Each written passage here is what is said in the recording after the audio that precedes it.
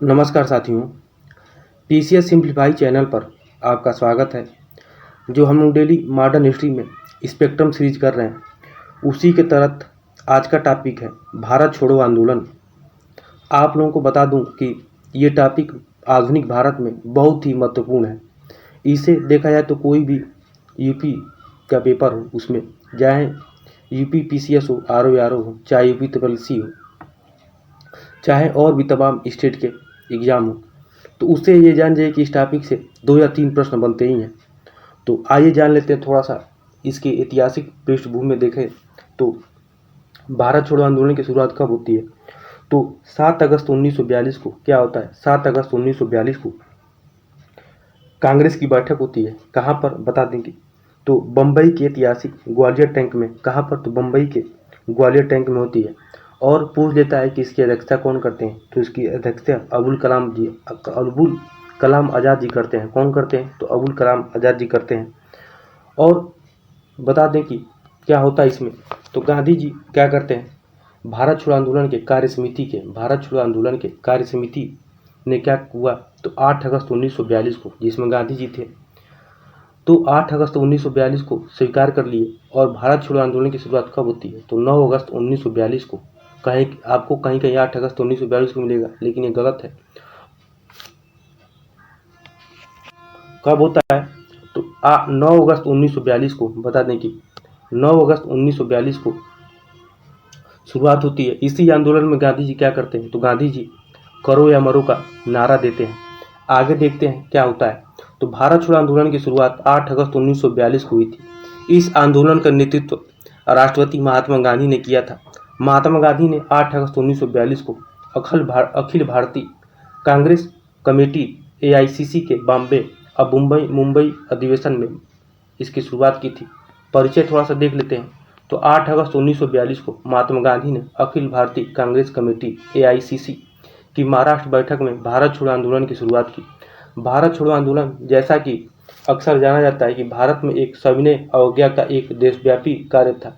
इस स्थिति के दौरान महात्मा गांधी ने अभियान की शुरुआत में एक शक्तिशाली भाषण दिया और अपने भाषण में क्या किया, तो करो या मरो का नारा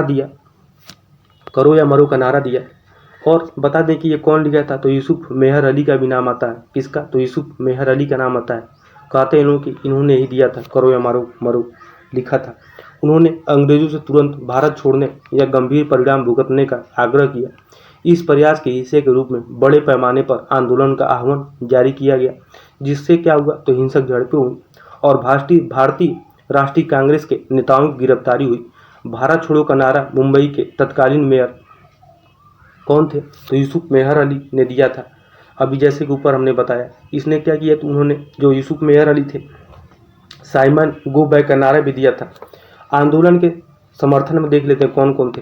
तो भारत छोड़ो आंदोलन को पूरे देश के नेताओं का समर्थन प्राप्त हुआ। हालांकि भारतीय कौन कौन देख लेते हैं, तो भारतीय कम्युनिस्ट पार्टी, हिंदू महासभा और भारतीय मुस्लिम लीग ने आंदोलन का समर्थन नहीं किया। तो ये पूछ लेता है कि भारत छोड़ो आंदोलन में क्या हुआ था, तो कौन कौन इसमें साथ नहीं दिया था, तो कम्युनिस्ट पार्टी हो गया, हिंदू महासभा था और भारतीय मुस्लिम लीग ने क्या किया था, तो आंदोलन का समर्थन नहीं किया था। वही तत्कालीन सोवियत संघ के साथ साथ साम्यवाद के गहरे जुड़ाव और इसलिए द्वितीय विश्व युद्ध के प्रति अंतर्निहित समर्थन कारण क्या हुआ, तो कम्युनिस्ट पार्टी ने मिशन का समर्थन नहीं किया। ऐसा विकट परिस्थिति में राष्ट्र की सुरक्षा के भय से हिंदू महासभा ने आंदोलन का क्या किया, तो समर्थन नहीं किया था। मुस्लिम लीग ने इस आंदोलन का समर्थन नहीं किया क्योंकि वह भारत को पूर्ण स्वतंत्र मिलने से पहले एक अलग देश के गठन की कामना करती थी। क्या करती थी मुस्लिम लीग, तो इसलिए नहीं समर्थन किया क्योंकि मुस्लिम लीग ने क्या सोचा था कि क्योंकि वह भारत को पूर्ण स्वतंत्रता मिलने से पहले एक अलग देश के गठन की कामना करती थी। भारत छोड़ो आंदोलन के कुछ महत्वपूर्ण नेता कौन कौन थे, बता दें। पूछ लेता है कि भारत छोड़ो आंदोलन के नेता कौन कौन थे, तो महात्मा गांधी जी हो गए, जवाहरलाल नेहरू जी हो गए, मौलाना अबुल कलाम आज़ाद जी हो गए, फिर सुभाष चंद्र बोस हो गए, बिजू पटनायक थे। कौन कौन थे, ये सब देख लीजिए, बहुत इंपॉर्टेंट है। और कौन थे, अरुणा आसफ अली, राम मनोहर लोहिया, उषा मेहता, सुचेता कृपलानी, जयप्रकाश नारायण थे। इसी दौरान सुभाष चंद्र बोस ने भारतीय राष्ट्रीय सेना का गठन किया था। कब कौन किया था, तो सुभाष चंद्र बोस जी ने भारतीय राष्ट्रीय सेना का गठन किया और पूर्ण स्वतंत्रता के लिए लड़ाई लड़ी, सुभाष चंद्र बोस ने देश के बाहर से योगदान दिया था। तो एक फैक्ट हमको और आता है कि इसी दौरान क्या हुआ था, जो है कि बलिया में किसकी सरकार बनी थी, तो बलिया में जीतू पांडे की सरकार बनी थी। वही तामलुक में भी जाति सरकार की, कहाँ पर, तो तामलुक में जाति सरकार की स्थापना हो गई थी। और वही सतारा में किसके द्वारा, तो सतारा में बता दें कि वाईवी चौहान के द्वारा सरकार बन गई थी। तो देखा जाए तो भारत छोड़ो आंदोलन में इसी में समांतर सरकार भी बनी। आप लोग जैसा कि बताया कि बलिया में कौन था, तो जीतू पांडे। वही तामलुक में जाति सरकार बनी थी। वही सतारा में वाईवी चौहान। और एक चीज़ बता दें कि आप लोगों को इसमें जो अरुणा आसफ अली का नाम आता है, जो हम लोग अभी यहाँ पे देखें, अरुणा आसफ अली का नाम आता है। तो अरुणा आसफ अली के बारे में बता दें कि क्या था, तो अरुणा आसफ अली भारत छोड़ो आंदोलन के दौरान क्या हुआ था, तो भारत छोड़ो आंदोलन के दौरान ये क्या करती थी, तो मुंबई के ग्वालियर टैंक में क्या करती थी, तो ग्वालियर मैदान में अरुणा आसफ अली कांग्रेस का झंडा फहराया था। क्या की थी अरुणा आसफ अली जी, तो मुंबई के ग्वालियर मैदान में अरुणा आसफ अली ने कांग्रेस का झंडा फहराया था। कौन, ये पूछ लेता है कि कांग्रेस का झंडा ग्वालियर मैदान में कौन फहराया था, तो अरुणा आसफ अली ने कांग्रेस का झंडा फहराया था। अब आइए आगे देख लेते हैं क्या है। तो भारत छोड़ो आंदोलन के कारण किस कारण से शुरू हुआ, तो ये देख लेते हैं। तो क्या था भारत छोड़ो आंदोलन की किस कारण, तो क्रिप्स मिशन की विफलता, भारतीय राष्ट्रीय कांग्रेस द्वारा बिना शर्त समर्थन से इनकार और पूर्ण स्वतंत्रता के लिए देशव्यापी उत्साह कुछ ऐसे कारक थे जिन्होंने इस आंदोलन को गति दी। सर स्टैफोर्ड क्रिप्स जो द्वितीय विश्व युद्ध मंत्रिमंडल के सदस्य थे, कौन था, तो सर स्टैफोर्ड क्रिप्स थे जो द्वितीय विश्व युद्ध के मंत्रिमंडल के सदस्य थे।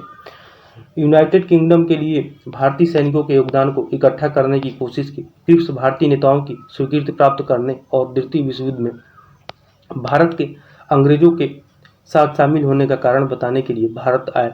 क्रिप्स का एजेंडा भारतीय नेताओं से मिलना। क्या था क्रिप्स का एजेंडा, देख लेते हैं क्रिप्स का एजेंडा क्या था, तो भारतीय नेताओं से मिलना और ब्रिटिश सरकार की मसौदा घोषणा के लिए समर्थन जुटाना था। युद्ध के बाद घोषणा में भारत को डोमिनियन स्टेट भी प्रदान किया गया। कांग्रेस ने तब तक क्या किया, तो कांग्रेस ने तब तक किसी भी समझौते पर चर्चा करने से इनकार कर दिया जब तक कि पूर्ण स्वतंत्रता मेज पर न हो।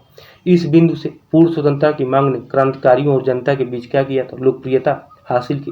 द्वितीय विश्व युद्ध, पूर्ण स्वतंत्रता की चिंगारी और संघर्षरत भारतीय अर्थव्यवस्था की परिणति भारत छोड़ो आंदोलन में क्या हुआ, तो भारतीय अर्थव्यवस्था की परिणति भारतीय छोड़ो आंदोलन में हुई। वही भारत छोड़ो आंदोलन के 3 चरण हैं, कौन कौन से हैं, तो देश भर में हड़तालें और रैलियां आयोजित की गई। श्रमिकों ने कारखानों में काम करने से क्या किया, तो इनकार कर दिया, अपनी इसमें एकजुटता दिखाई।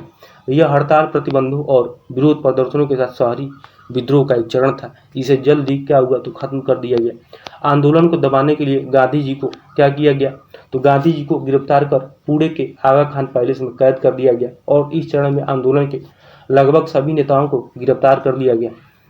तो बता दें कि जो गांधी जी को गिरफ्तार किया गया था, तो एक ऑपरेशन 0 आवर के तहत क्या हुआ, जो जितने भी गांधी जी थे और कांग्रेस के अन्य जो महत्वपूर्ण नेता थे उनको ऑपरेशन 0 आवर के तहत गिरफ्तार कर दिया गया।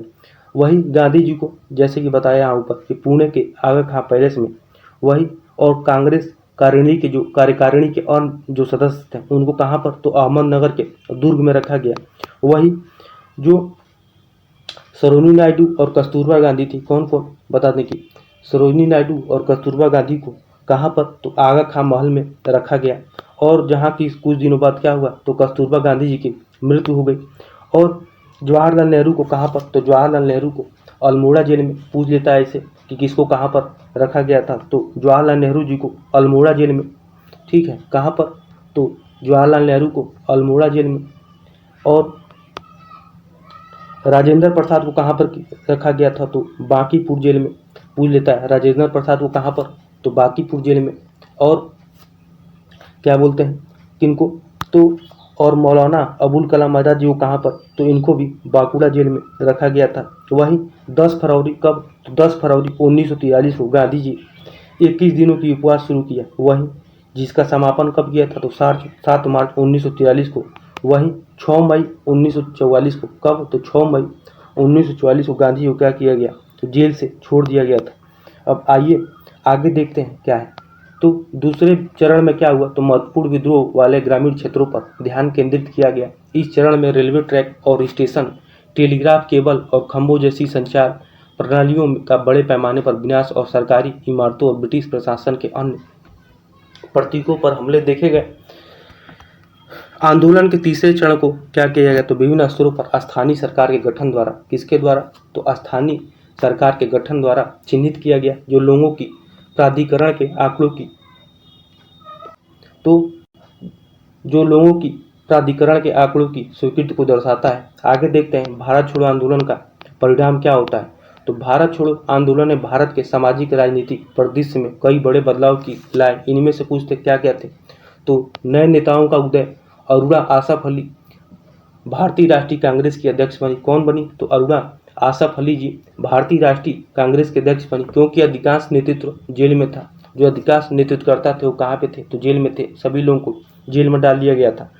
वही राजनीतिक परिदृश्य में देखा जाए तो क्या हुआ, तो राजनीतिक परिदृश्य में बदलाव हो गया।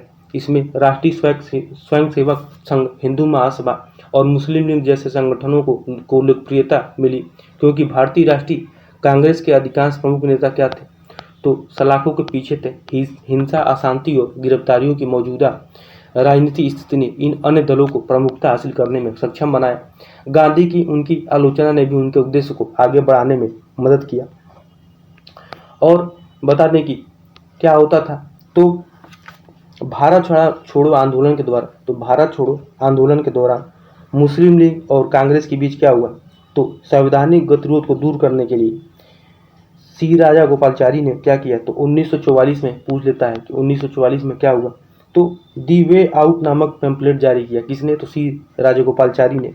फिर से बता दें आप लोगों को कि जब भारत छोड़ो आंदोलन के दौरान क्या हुआ, मुस्लिम लीग और कांग्रेस के बीच संवैधानिक गतिरोध को दूर करने के लिए सी राजगोपालचारी जी ने क्या किया, तो 1944 में एक पंपलेट लिखा। क्या नाम था पंपलेट में, तो दी वे आउट नामक पंपलेट जारी किया। कौन सा, तो दी वे आउट नामक कौन सा पंपलेट था, तो दी वे आउट नामक पंपलेट जारी किया।